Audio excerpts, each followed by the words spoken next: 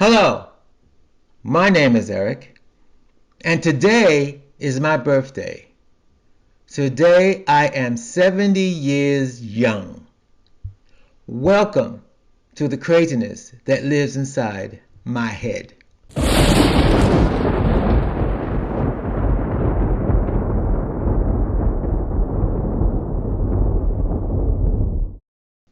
Being that today is my birthday, I was going to take a page out of the book of a friend of mine who was a director. This is years ago, back in the 80s. And he used to say to me, what you need to do is, get a theater, hire a theater, rent out a theater and advertise that you're going to be on stage. He said, just get on stage, sit in the middle of the stage, and just tell your story. He said, you got to be a big hit. So that's what I've been doing with these podcasts, telling my story.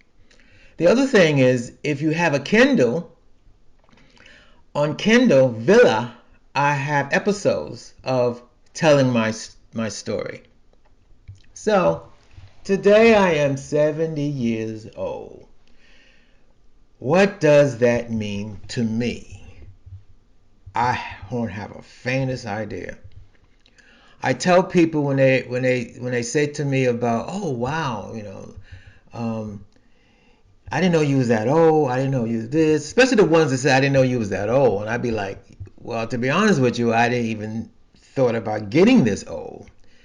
I mean, growing up in the 60s and 70s and doing the crazy stuff that I've done. I mean, I can go through the whole gamut of it. I mean, I was in car crashes and getting beat up in Central Park by white boys and waking up in the bed with drug addicts and having strange people stick things in my nose and my arms and getting high. I did get beat up by 6 cops. Um, this is all going from the 70s to the 80s. I mean, I can keep going and on and on and on.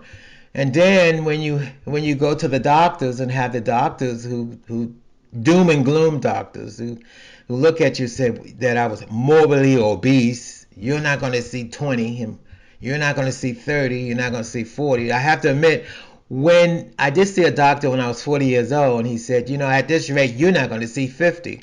It wasn't until I became 45 that I took actions. Those who know my story, I did take action at the age of 45 to get my stomach stapled and a lap band put around my stomach. I mean, that was an accident.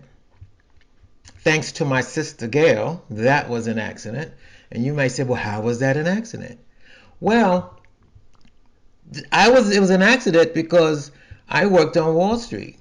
And there was so many people, back in the 70s and 80s, where you had so many employees, and I was pretty much one of them, that won't come to work on Monday. They'll call in sick on Mondays. And you know how it is. You get paid on Friday, you party your ass down all the way up until Monday morning, you can't get your ass out of the bed to go to work. So you call in sick, especially if you have sick leave. So what they did was, if you don't come to work on Monday, you have to bring in the doctor's note. If you don't bring in the doctor's note, you don't get paid for it. Simple as that.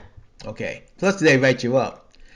So anyway, so my sister said to me, my sister Gail, she said, oh, well, I know this doctor. For $50, he'll write you a note. So I said, okay. So you know what I did? Party all weekend. And first thing Monday afternoon, because I slept all Monday morning, I called in sick, and then I went to the doctor, and I told him this and that, and he wrote me out a note, and I told him, he said, how long? I told him 3 days. So he wrote me out a note that I turned back to work in 3 days. So that means I got 3 days sick leave with pay. Okay. I get back to work. I get back to the office. I hand my sick leave, my doctor's note to the human resources, right? I go downstairs on the trading floor. I'm ready to go back to work. And then my supervisor says to me, you can't work. Human resources want to talk to you. And I go back upstairs to human resources and I said, well, what's the problem? And the girl says to me, you can't work. You have to get this operation before you can work. I said, what are you talking about? So she showed me the dummy me. I didn't read the damn doctor's note. The doctor's note stated that I was morbidly obese and I shouldn't be working. And one of the things that I should get was this operation, because I know the doctor talked about the operation. I didn't tell him that I wanted the operation, but he put in the doctor's note that I needed the operation before I can go back to work because I was morbidly obese. So she said to me, "You need to straighten this out. We can't let we can't let you come back to work." And I was shocked. I didn't know what to do. I mean, we talked about it. He mentioned it. You know how these doctors are. It's just like with medication these days. The doctor tell you about, oh, I got this pill that'll do this. Well, anyway, that's how he was talking to me. I mean, I didn't say anything. I didn't say yes. I didn't say no. I just wanted my doctor's note. So anyway, to make a long story short, I went back to the doctor because I had a follow-up, by the way. Went back to the doctor, and then he took care of everything. I went and got my, first of all, he was a heart doctor. He specialized in heart. Most of his clients, every time I go to his office, most of his clients was in their 60s. I was the youngest one there, I was 45. So anyway, he was a heart doctor. So we set it up. I had it at, what I had it at, not, good enough. I forgot what I had my operation. I didn't have it in Columbia Presbyterian. I had it in the other one, the one downtown. But anyway, to me, it doesn't matter because I got prepped. Remind you, I'm in a state of, kind of like a state of shock in one hand. Because this operation took some time. I couldn't go back to work at the time. I couldn't go back to, this was in July. I couldn't go back to work until September. I had that much sick leave. I think I had 2 to 3 months sick leave that, under my belt. So I was going to get paid for all that time. And so they prepped me up. The girl got me laying on the bed and she handed me these papers to sign. And I'm just thinking, I'm just signing these papers, and I'm kind of looking at days, this is, what's what, a week or 2 weeks, this all happened in like a week or 2 weeks. So I'm kind of like in the days. I happened to read one of the papers, and one of the papers said, now mind you, they did stick me with a needle. I don't know what needle they stuck me, and they want me to sign these papers.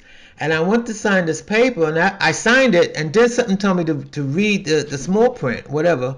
There was a print there, and I read it, but the paper I signed said what it did say that all surgeries were subject to whatever, and the possibility of dying after the surgery, they would not be responsible. I told the nurse, I said, I don't think I want to do this. I told her, I said, I don't think I want to do this. It was too late because I blacked out because they stuck me with I guess they stuck me under, put me under. Next thing I know, when I woke up, I had the operation already. Now, and that's what I mean by an accident.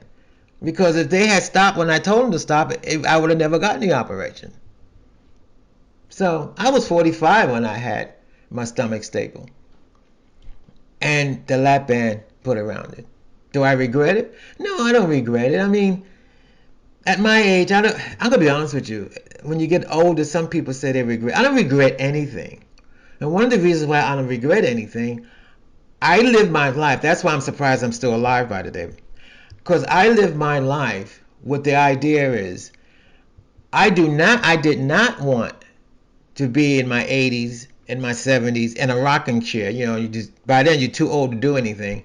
And you sit there and you get depressed, say, oh, when I was 20, I should have did this. Or when I was 30, I should have done that. No, I didn't. I done it. Because I didn't want myself to get like that. So, no, I don't regret getting the stomach staple. It did help me lose 130 pounds. I lost 130 pounds within a year. But like anything else, that was 1997 when I got the operation. 1998, I think I lost 130 pounds. That was 1998. By 2008, I was back up to, I was 430 when I had the operation. And I got down to, I know I got down to 330, 300 area. But 2008, now we talk about a good, 10 years, 11 years later, I was up to 385. And then, here we go again. because I got a new job. I had a new job with new insurance, and I got, a free physical. Went to my physical, and the doctor, I had a Eastern European doctor, and he said to me, you're morbidly obese, because he took all the tests. My cholesterol was up, my blood pressure was up, something else was up, and he wanted to give me a good 4 pills. He goes, I'm going to write out all these prescriptions because we're going to have to put you on these pills because you're morbidly obese. And then I said to him, I'm not taking those pills. I'm not taking that medication. So he said to me something that doctors I had up to that point have not said to me. He said, okay, let's see what we can do. He didn't say you had to take the medication or you're going to drop dead. He didn't say you better take the medication or you drop dead. He didn't argue with me that he's the doctor. He knows what's best for me. He said, well, let's try something. He said, let's try to lose weight and see what happens. Now, mind you, at that point, I think I was 58. Yeah, about 58, 57, around there. And I was living in Connecticut. And then, living in Connecticut, I was working in Bridgeport. And I said to myself, well, he said, let's do something. Let's lose weight. So, I joined the gym. I think it was Bally's. We had a Bally's in the neighborhood. I joined Bally's gym. I asked him about personal trainer. They had a personal trainer. Got me a personal trainer. It was expensive. So 3 days a week, I had my personal trainer, and I changed my diet. What did I say? No dairy, no wheat. Basically fruit, protein, vegetables. That was it. Now, let's fast forward. I left Connecticut, 3 years later?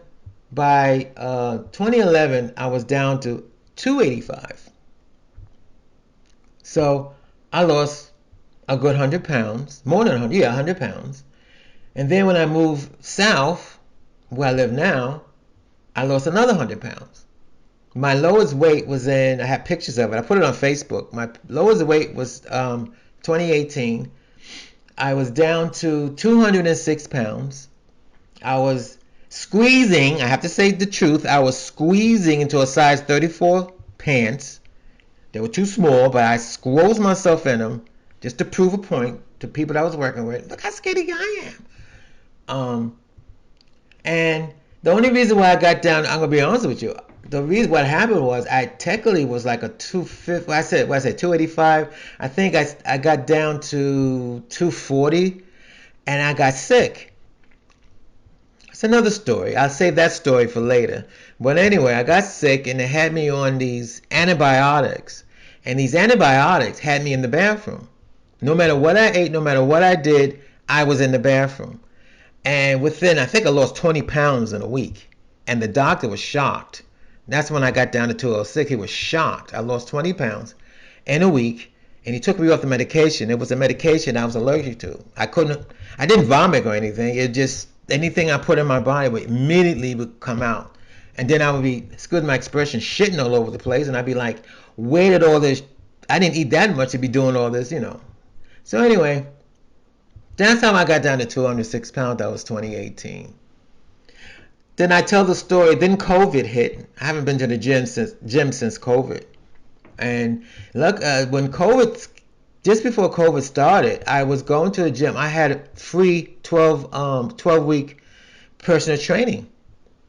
It was some introductory course at the gym. I had, but that went by way of the, because COVID came, the gym shut down. It didn't open up for 4, 5, 6 months. So anyway, I'm back up from 206.